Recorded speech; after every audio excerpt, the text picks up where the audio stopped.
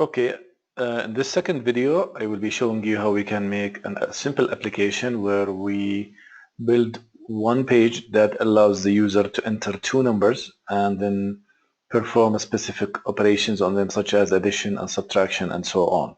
So this will be the second video. We will start now developing more advanced apps as we go through the course. So let's start and not waste time. And as we have seen in the first video, we need to start a new project. I will call it my, for instance, second app. And we have seen that it's going to be stored in some location.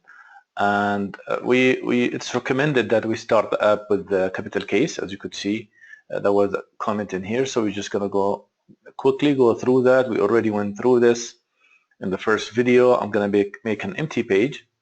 And let me keep the name the default this time. I'm not going to call it page 1 as I did in the first video. So I will keep the default name and hit finish.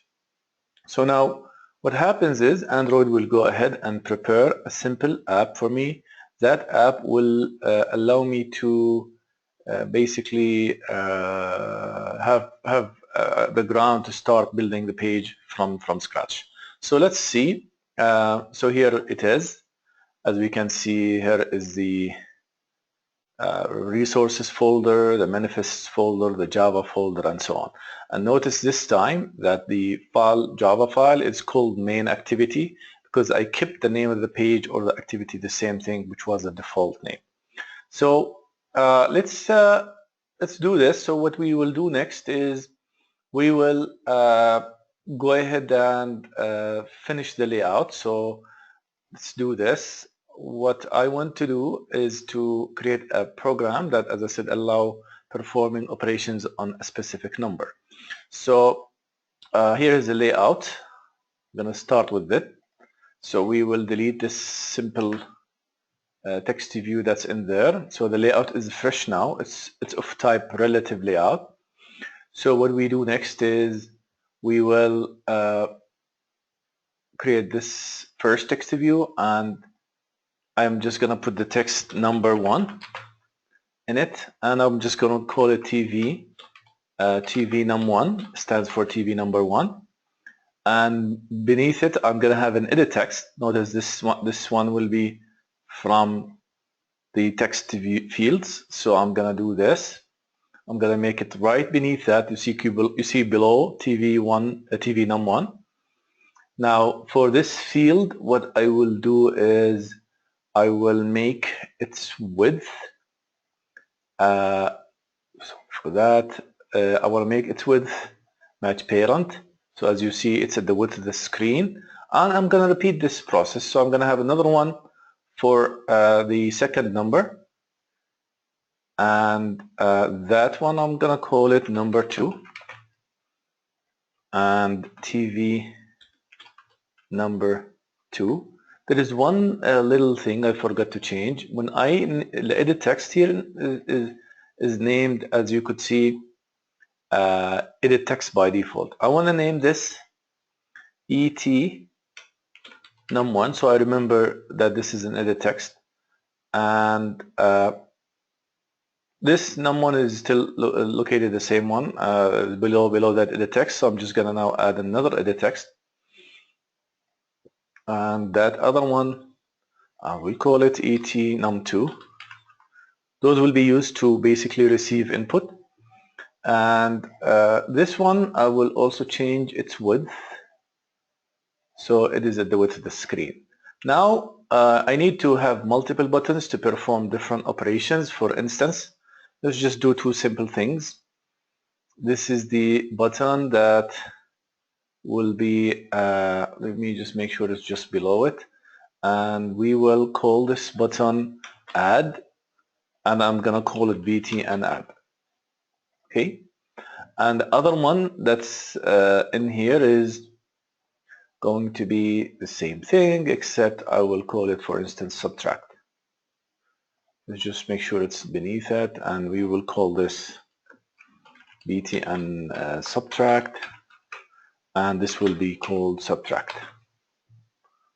Okay, so now I have two buttons, and the only thing left is I want to show the result.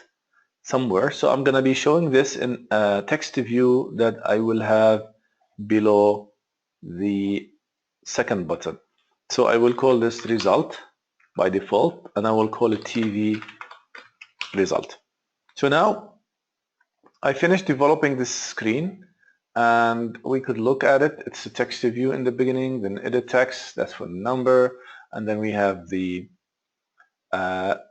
text view, edit text, the two buttons that are the add and the subtract.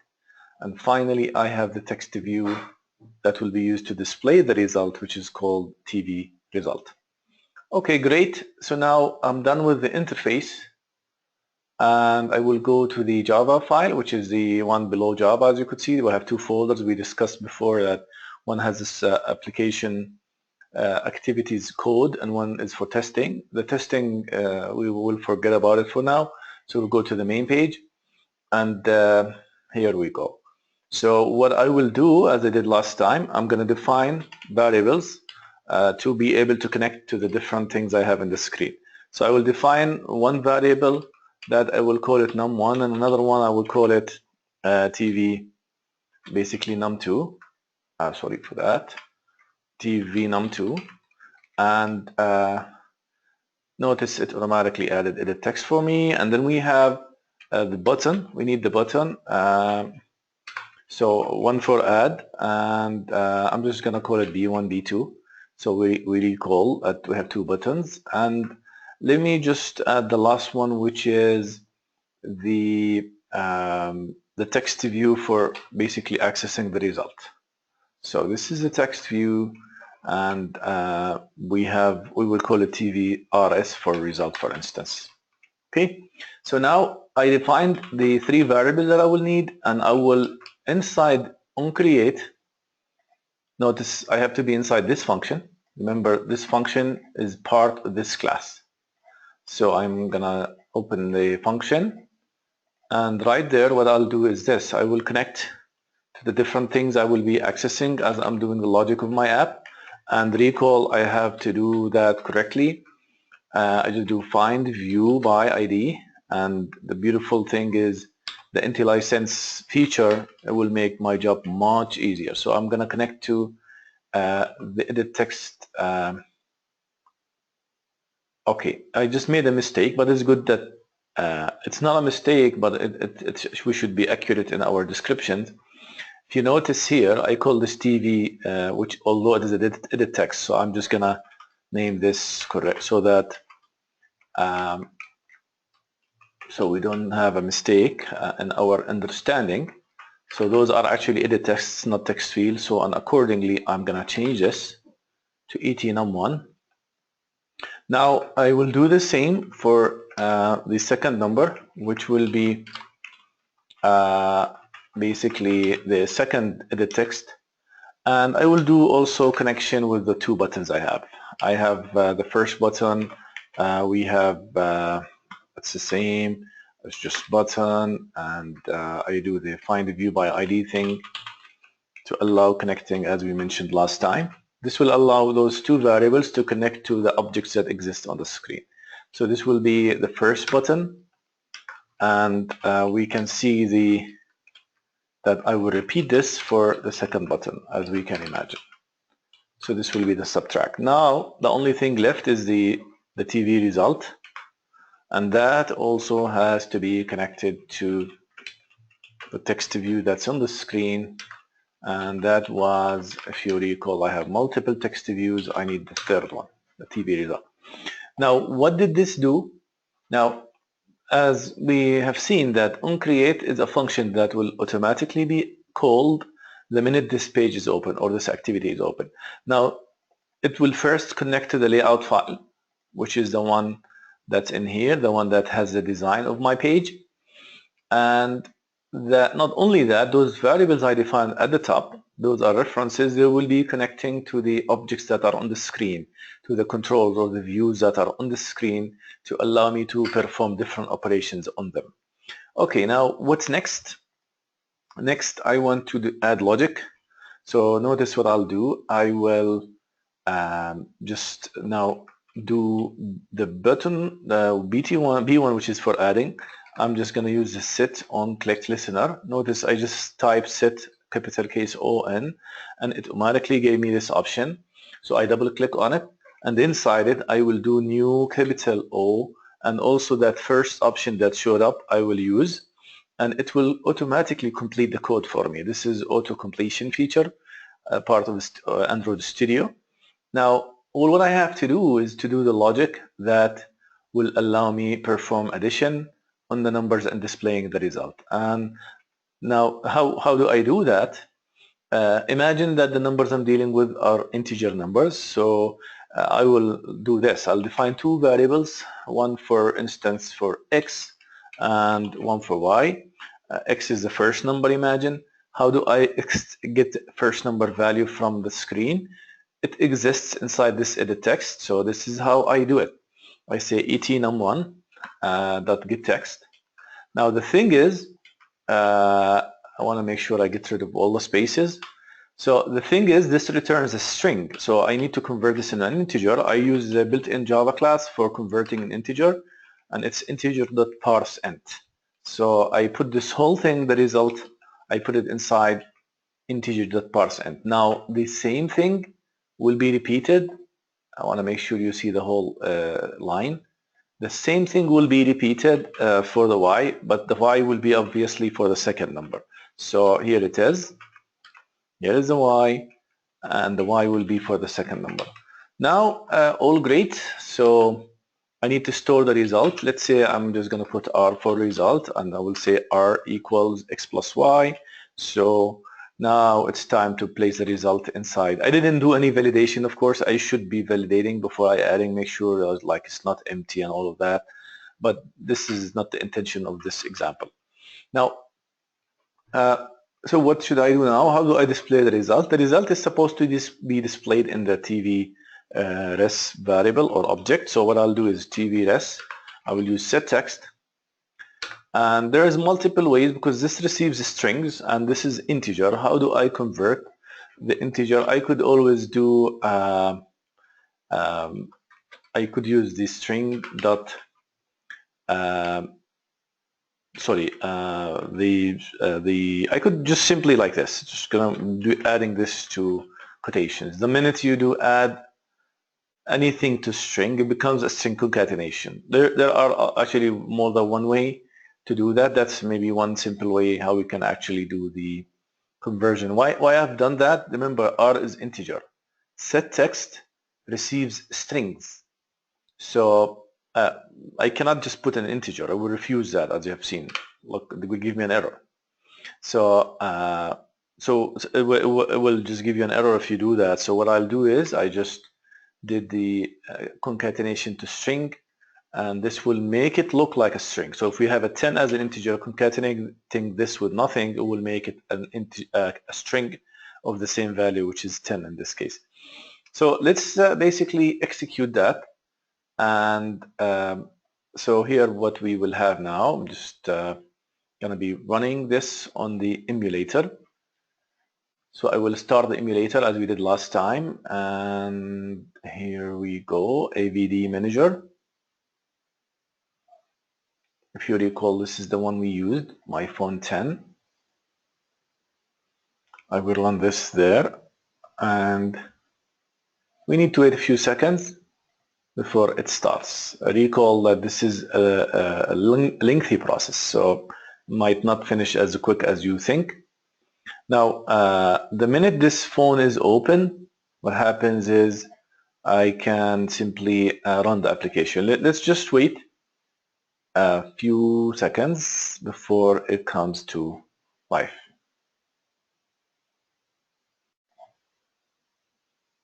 Okay, so here is the actual virtual machine is up and running now. So what we have is, I'm just gonna open this screen, and here is the phone is waiting for me to run anything on it. So I'm gonna go back to the app.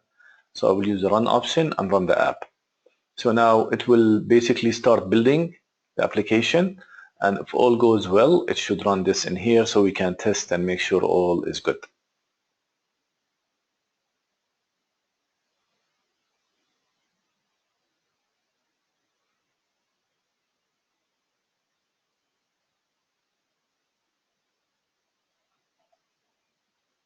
So it's, as we see here, it's building, and we'll just wait a few seconds. I usually take like 20 seconds or so, depending on the speed of your system, to finish the compilation. And the minute it's done, it's supposed to give me an option where to run this application.